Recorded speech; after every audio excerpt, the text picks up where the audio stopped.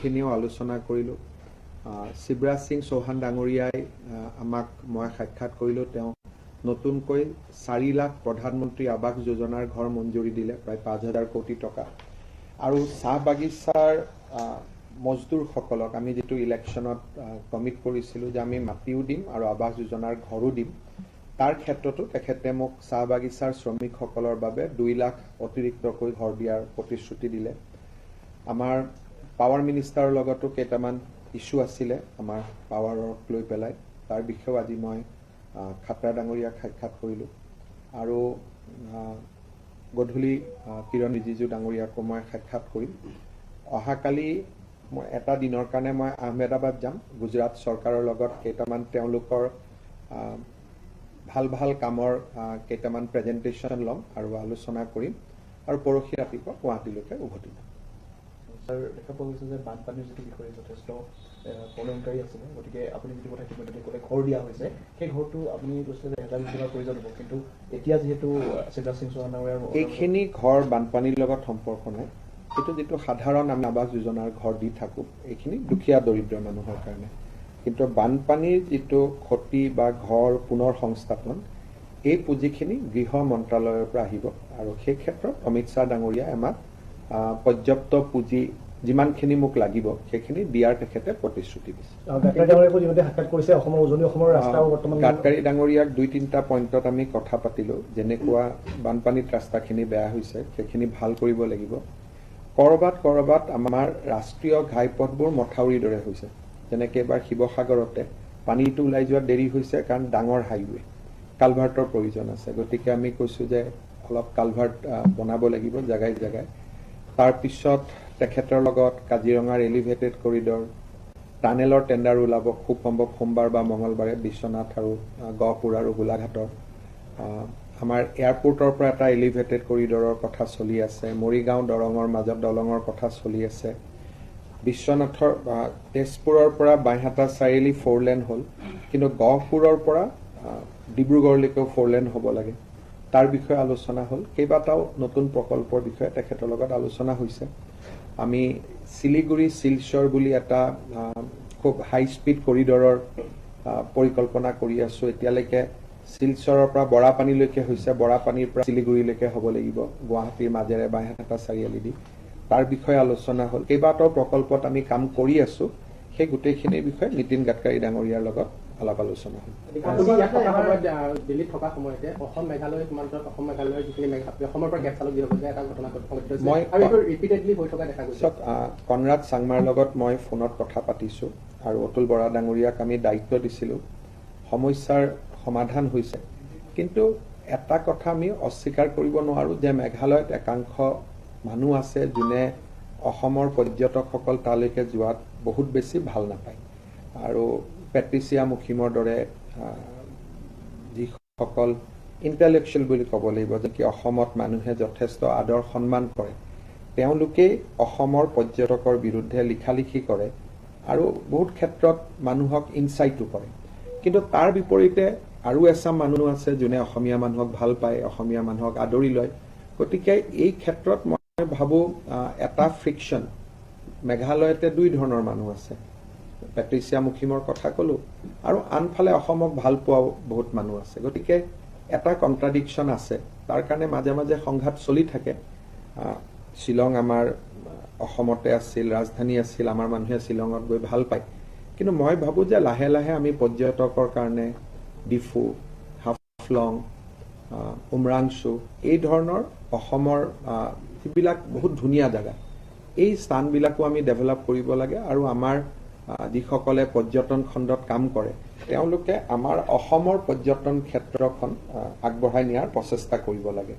দিল্লীত থকা সময়ত মই উমৰাংচু আৰু মাজুলীৰ যি 2টা প্ৰস্তাৱিত এয়াৰপৰ্ট, তাৰ কাৰণে বিতং কৰি কথা পাতিছোঁ। মই ভাবোঁ যে মোৰ কাৰ্যকালত এই 2খন এয়াৰপৰ্টো হৈ যাব, আৰু লাহে লাহে তেতিয়া মই ভাবোঁ যে উমৰাংচুৱে পৰ্যটনৰ দিশত শ্বিলঙক প্ৰতিযোগিতা দিব পাৰিব।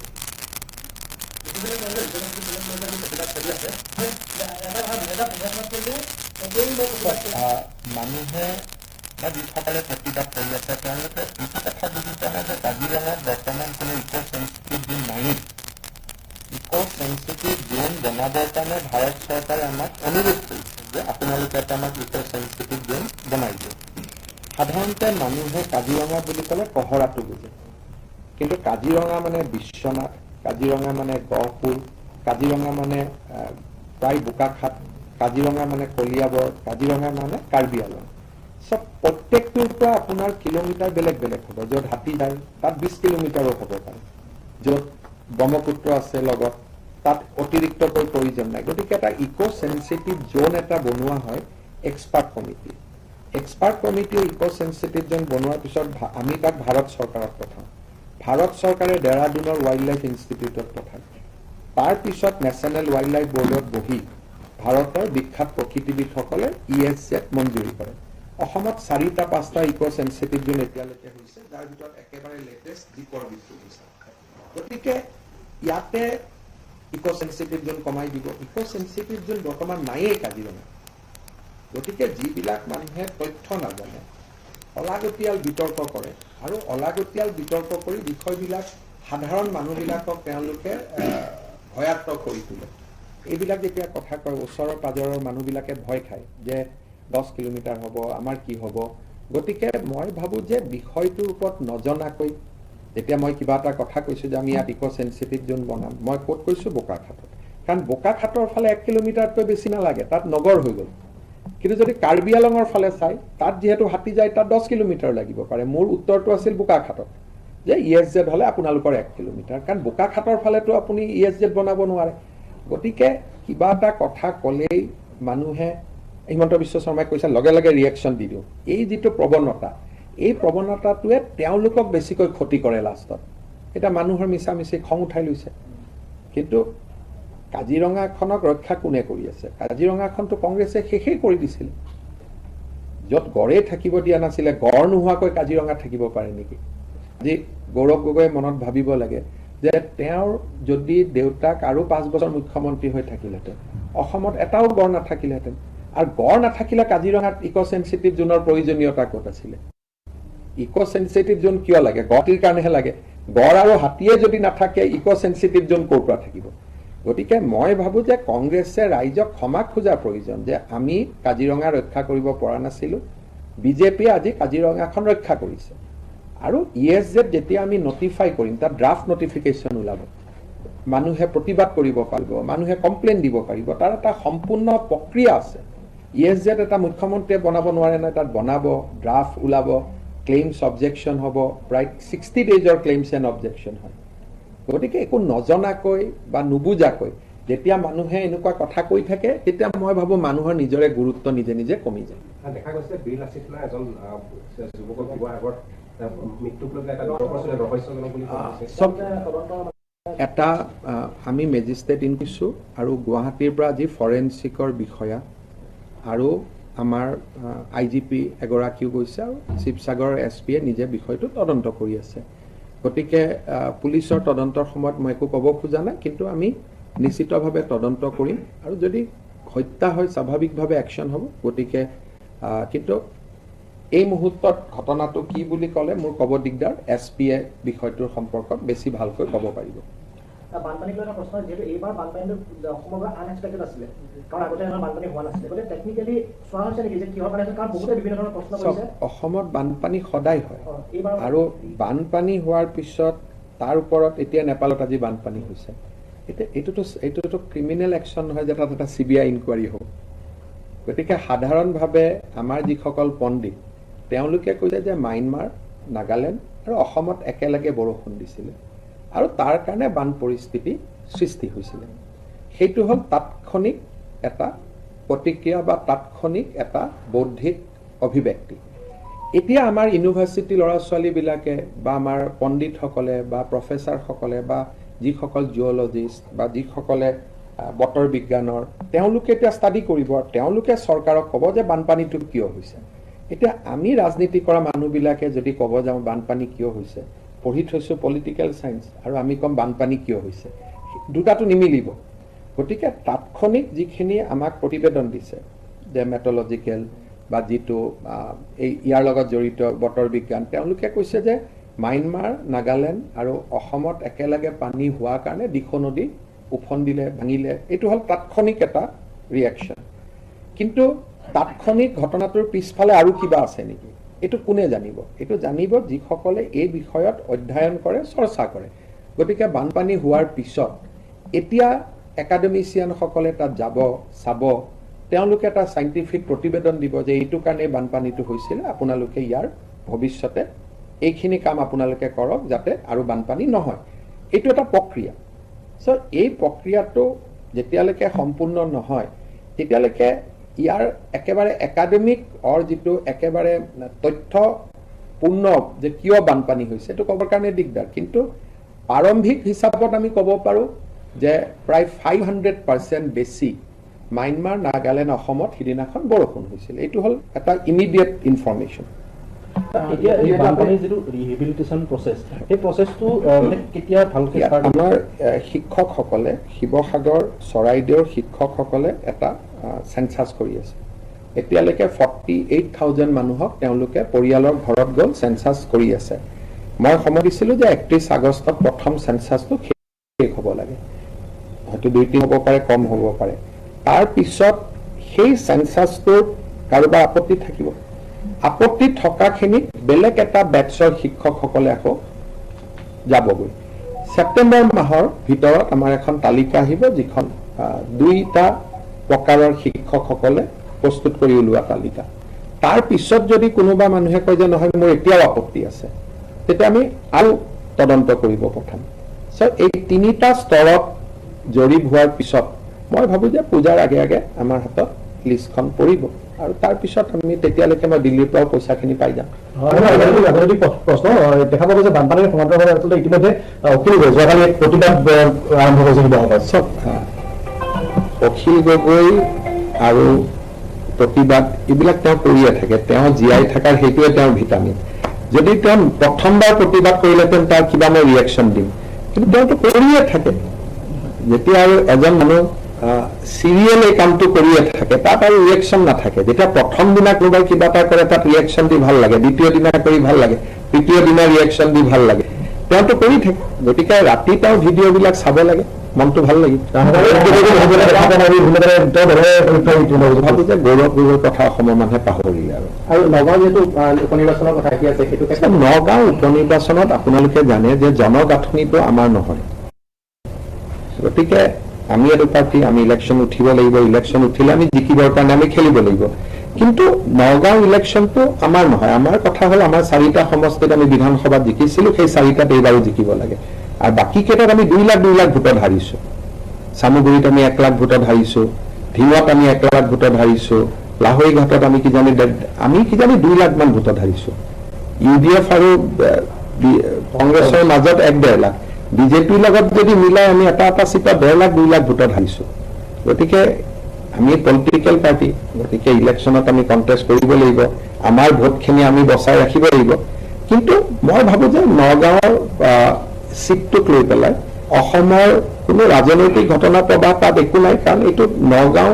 ধুবুৰী আৰু শ্ৰীভূমি এই চিট কেইটা মই সদায় সেইকাৰণে কওঁ যে আমি 11টা জিকিম কিন্তু এইটো মই নকওঁ যে মই 14টা জিকিম ইয়াৰ কাৰণে AIDF আৰু কংগ্ৰেছৰ যুঁজখনত বিজেপিয়ে সফলতা হ'ব পাৰে নেকি মই সব পলিটিকেল পাৰ্টি ইলেকশ্যন জিকিবৰ কাৰণে খেলে কোনেওতো হাৰিবৰ কাৰণে নেখেলে গতিকে জিকিলেতো ভাল কিন্তু এটা মই আপোনালোকৰ আগত লগ পালে কিয় কওঁ যে 102টা চিটত জিকিম 126টা চিটত বুলি কিয় নকওঁ যদি নগাঁও জিকো তেতিয়া অহাবাৰতে আমি 14টা চিটতে জিকিম আজি যে ধুবুৰীত বাই ইলেকশ্যন হয় আপোনালোকে যদি মোক সোধে যে বিজেপি জিকিব নে হাৰিব মইতো কি ক'ম ইলেকশ্যনৰ আগত জিকিব বুলি ক'ম গতিকে নগাঁও ইলেকশ্যনটো আমি খেলিম ভাল কৰি যাতে আমাৰ ভোটখিনি থাকে কাৰণ তাত আমাৰ 4টা বিধানসভাৰ চিট আছে জাগিৰোড মৰিগাঁও ৰহা নগাঁও গতিকে আমি ভাল কৰি ইলেকশ্যন খেলিম কিন্তু চিটটো তাৰ জনগাঁথনিটো হ'ল এজন সংখ্যালঘু সংসদ জিকাৰ জনগাঁথনি এইটো এটা কথা ওলাই আছে যে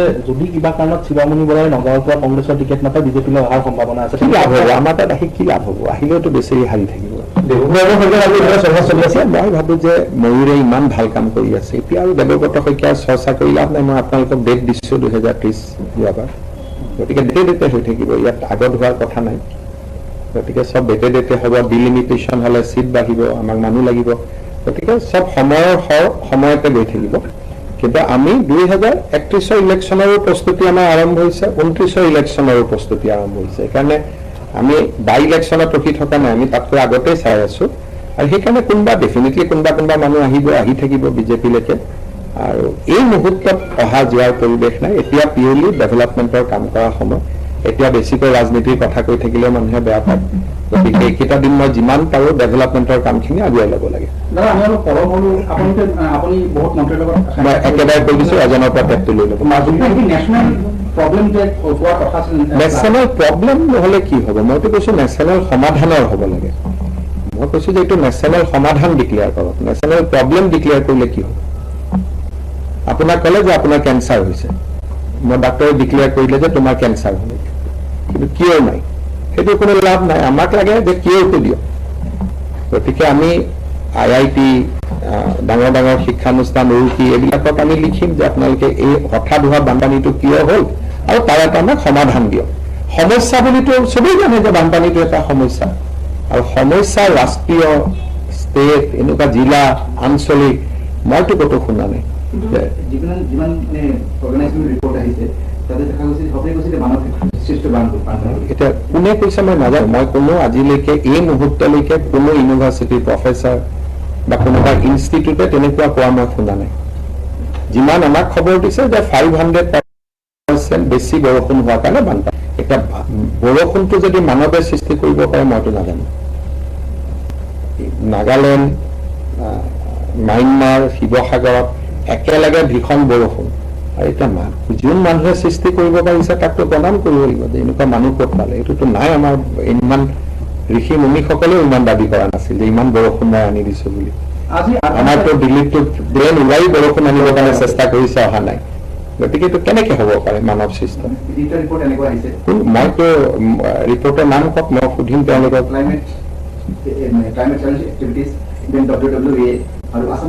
এইবিলাকতো মইতো নাভাবো। আছাম ইউনিভাৰ্চিটিৰ কোনোটো তাত যোৱাই নাই। এইটোতো ৰিপৰ্ট তিনিটা। প্ৰথম কথা, চৰকাৰক কোনো ৰিপৰ্ট দিয়া নাই। আৰু তেনেকে যদি কোনোবাই ক'ব পাৰে যে মানুহে বৰষুণ আনি দিলে বুলি, তেতিয়াহ'লে তেওঁলোকক সন্মান দিব লাগিব। গতিকে এনেকুৱাতো মইতো ভাবা নাই যে এনেকুৱা কোনোবাই ৰিপৰ্ট দিব। আৰু এনেকুৱা ৰিপৰ্টৰ যদি ক'ৰবাৰ কথা ওলাইছে, এইটো ইনষ্টাগ্ৰাম বা ফেচবুকত হয়তো আপুনি পঢ়িছে, কাৰণ আপোনাৰ লগততো কপি নাই। সেইকাৰণে ডেফিনেটলি এইটো আমি যে ৰিলত পঢ়ো, এইটো ৰিলৰ বস্তু হ'ব।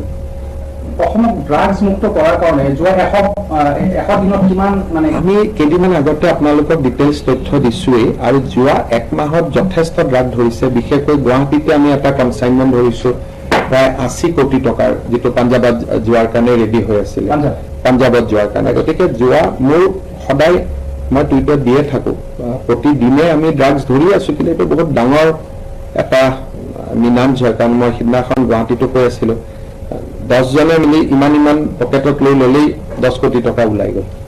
গতিকে এইটো এটা বহুত ডাঙৰ মিনাঞ্জ এটা। কিন্তু যথেষ্ট প্ৰচেষ্টা চলি আছে যাতে আমি এই ৰাস্তাটো বন্ধ কৰিব পাৰোঁ। কিন্তু এটা আমালৈকে বেয়া খবৰ আছে, ইমান দিন মৰেদি ড্ৰাগছ আহি আছিলে, এতিয়া নতুনকৈ চাংলাং, ম্যানমাৰৰ পৰা চাংলাঙৰ পৰা তিনচুকীয়া হৈ আৰু এটা নতুন কৰিডৰ এটা আৰম্ভ হৈছে।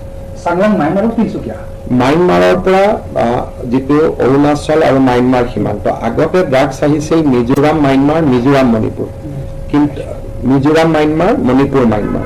কিন্তু ড্ৰাগছ অৰুণাচল ম্যানমাৰ বৰ্ডাৰ দি অহা নাছিলে। কিন্তু যোৱা কিছুদিনত আমি